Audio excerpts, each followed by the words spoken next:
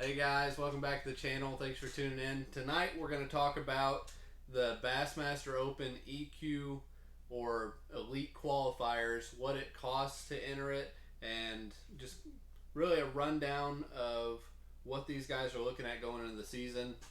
Before we get started, just a reminder to all you guys out there, subscribe to the channel and send your tournament stories into h.newberryfishing@gmail.com. I'm going to be using some viewer stories for episodes of story time. If I use your story and we talk about it, then I'll send you guys a free jig or a crankbait or a combination of both, and we might do even more than that if we keep getting subscribers and viewers for the channel. So anyway, to get into what we're talking about here, last night I kind of dug in deep to what it looks like cost wise if you want to even think about being a Bassmaster Elite Series qualifier, which these are the guys fishing all nine of the Bassmaster Opens. So you're committing to fishing an entire large season just to try to qualify for the Bassmaster Elite Series, and you got to finish in the top 9 of all 9 tournaments of the guys that have entered all 9. I think there's 163. I think that's how many they actually got this year. So more than what I would have guessed. I actually think I made a video a while back that I said that I didn't think that they would have hardly any more than the 80 something they had this year. So they actually looked like doubled it, which they got a little help from the MLF side for sure, because the MLF Tackle Warehouse Pro Circuit that used to be kind of downgraded into almost a second tier to get to the Bass Pro Tour. So I think they got a lot of guys from there. They're also getting some more guys from the Bass Pro Tour, I believe, that are trying to get back over. So there's a lot of stuff getting mixed up, but this is what these guys are looking at. As an average everyday worker, this is going to be what I lay out here is going to be the reason why people say it is almost done for your average working man trying to get into the Elite Series, because it's a big bill and it's a lot of time. So entry fees, right off the top, this is an easy one. $1,800 a tournament, and total for all 9 you're looking at $16,200 in entry fees. And then we're going past that, we're going to entry fees, lodging, boat fuel, food, tackle, and food and fuel to get to and from the tournaments. That's all this is. That's not tackle or fuel going to and from your lodging to the water every morning of practice. That's not if you eat more than and again, I guess to go through each thing of how I came to these numbers, I we'll start with, I guess, that food, I went with $10 a day. If you eat more food than that, then like most people will at some point, or spend more on food than that, then it's going to be higher than that. This is all going to be the best case scenario minimum amount of money that you'll be spending to fish these tournaments. There will be no one, absolutely no one, that can do better than this, because I chose geographically the best place in the country a person could live to fish all these tournaments. So fuel wise is a huge expense, and fuel wise, this made up person that I grabbed off the map, lives centrally in the middle of all of the tournaments that happen for all 9.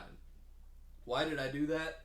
Because you gotta start somewhere, and I can't like choose the guy out in California, and no matter what I do, so I went with the least. Anyway, so tackle, again, I went with like the minimum that you already have all the fishing stuff you need somehow, and you spend $100 a tournament on tackle. So right off the top, just letting you guys know that this is not a realistic number. This is bare minimum of everything, and it will always cost more than this. But I did food, like I said, $10 a day, tackle $100 a tournament, practice and tournament. And boat fuel, I did, if you use, and this is based on my boat, a quarter tank per day of practice and through the tournament, which is also kind of unrealistic because I know from experience when you're practicing on a lot of lakes that you've never been on and stuff before, if you're going out expecting to only use an average of a quarter tank a day to practice and for the tournament, you're crazy. So, and then I also did a half a tank daily for boat fuel. So I've got two numbers there on boat fuel. So where I'm getting these numbers of days that you'll spend doing these things is that they have a specific practice period for these tournaments that is 5 days um, before the tournament official practice starts and the off limits ends. So if you're fishing all nine and you're investing 30 grand or whatever into this, obviously you're going to fish every practice day that you can. So, or if you don't, I don't know. I personally would. So we're doing 5 days of lodging before the tournament, and then the 2 days of the tournament. And I just for the least amount of money that you will spend, I just didn't even calculate making it to day 3 for anybody. This entire thing is calculated on 2 tournament days and 5 practice days. And so for lodging, I did $30 a night. Why I did that is because anybody that knows the cheapest way to travel around the country and fish knows that you need to be in a campground spot generally, or you need to be sharing housing with somebody. So I went with the average cheap electric hookup campground site is $30, and if you have something that you're bringing with you and you're doing that, it's going to cost you $30 a night. So again, bare minimums on everything. So based on geographically, the best place on earth you could be living to fish all 9 of these tournaments would be on Wheeler Lake, centrally located in the middle of them, and then that would mean that one of the tournaments you are on your home body of water. So which it did prove that after looking at it, there was a lot of guys from that central region that entered the opens this year. Still a ton everywhere else, a lot in Texas, but I think that was a lot because it was a good year for those guys to enter. There's at least 3 tournaments in that region. So one of these tournaments has no miles. I calculated no travel to and from for Wheeler Lake, and then I calculated the rest of them. So just driving to and from the lake for each tournament, not once you get there driving to and from the lake, just literally there, do all your stuff, and then I'm calculating what it costs to get back. You're looking at putting 8,656 miles on your truck for tournaments in 1 year, and spending, again, the gas prices right now, just for regular on the cheap end probably, would cost you $2,130 in fuel. So it's a lot of gas for one season, and like I said, there's plenty of tournaments that you end up having to get a campsite or something 30 minutes from the launch that you're just going to use, or you drive to the other area of the lake that's actually an hour drive away. So these numbers are completely counting out thousands of dollars in fuel that you're going to spend throughout the season, possibly just driving to and from everything. Maybe not even thousands, could be 500. Either way, it's a large number.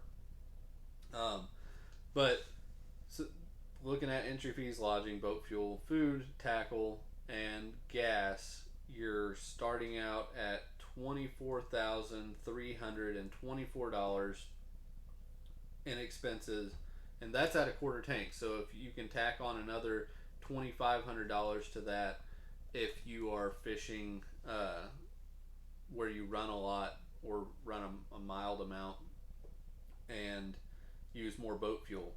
So at the very least, you're going to spend $27,000 almost, or 25 to 27. Sorry, $25 to $27,000 at the very least. If somehow you live like a homeless person and scratch your way through the whole thing, that is going to be your base expenses to try to qualify for the Elite Series, which they will be taking 9 guys, like I said, out of the 163.